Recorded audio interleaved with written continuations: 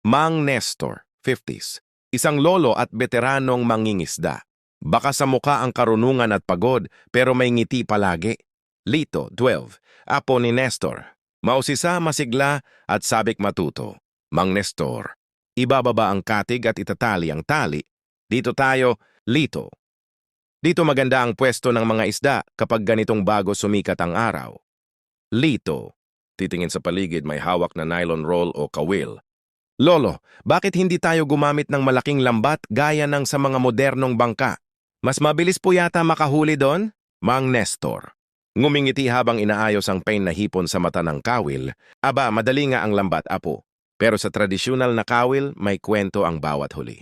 Dito sinusubukan ang pasensya mo.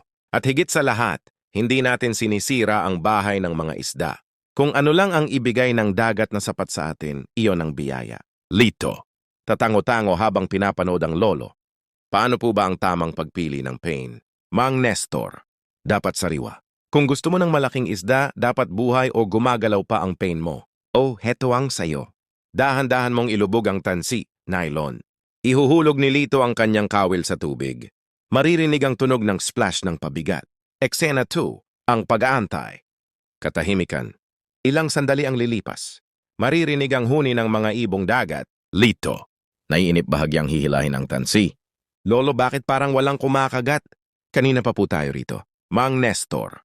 Natatawa ng mahina.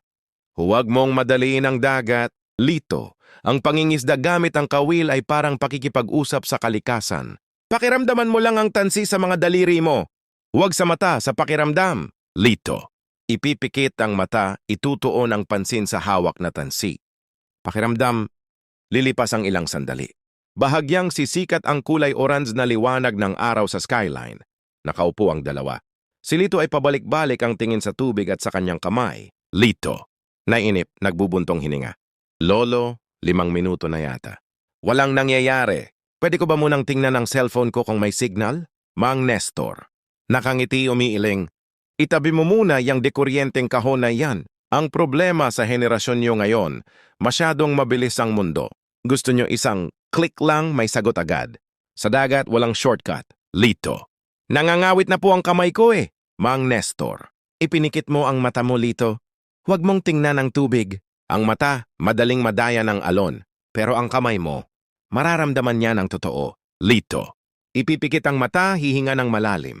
Tahimik ang paligid, tanging huni ng hangin at alon. Mang Nestor. Pabulong. Pakiramdaman mo ang tansi sa pagitan ng mga daliri mo. Ang bawat banayad na hila, ang bawat kiliti ng isda na sumisinghot sa pain mo, Lito.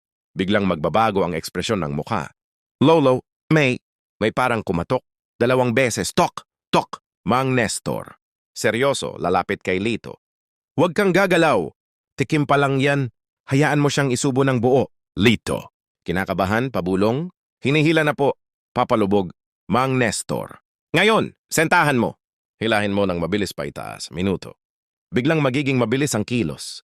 Mahigpit ang hawak ni Lito sa tansi. Halos bumaon ito sa balat niya. Maririnig ang tunog ng tubig na pilit nilalabanan ng malaking isda. Lito. Sumisigaw sa tuwa at kaba. Lolo, ang bigat! Lumalaban po, ang lakas. Mang Nestor. Umaakay sa likod ni Lito pero hindi hinahawakan ng tansi. Kaya mo yan. Huwag mong bibiglayin, baka maputol ang tansi. Kapag humila siya, bigyan mo ng kaunting luwag. Kapag huminto, bawiin mo ang tali. Sige, hilaim. Lito. Pasingkit-singkit ang mata sa hirap, salit-salit ang kamay sa paghila ng nylon. Aray, ang hapdi sa kamay. Pero hindi ko bibitawan to.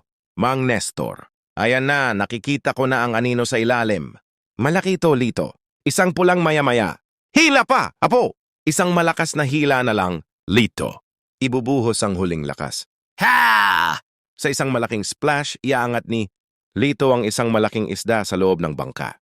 Lalapag ito sa sahig, pumupalag-palag. Lito. Hingal na hingal. Napaupo sa bangka. Pero nakangiti ng napakalaki. Nakuha ko. Nakuha natin, Lolo. Tingnan mo ang laki. Mang Nestor. Tatapikin ng buong pagmamalaki ang balikat ng apo. Sabi ko sa iyo eh. Yan ang gantimpala ng taong marunong magantay at makinig sa dagat. Ang unang huli mo gamit ang tradisyonal na kawil. Lito. Titingnan ang kanyang mga palad na may bakas ng pulang linya mula sa tansi Tapos ay re-reflect. Alam niyo po, Lolo, mas masarap pala sa pakiramdam. To kaysa kapag nananalo ako sa video games, dito, ramdam ko na buhay ako. At buhay ang dagat. Mang Nestor. Nakangiti, titingala sa sumisikat na araw. Dahil sa araw na ito, hindi ka lang naging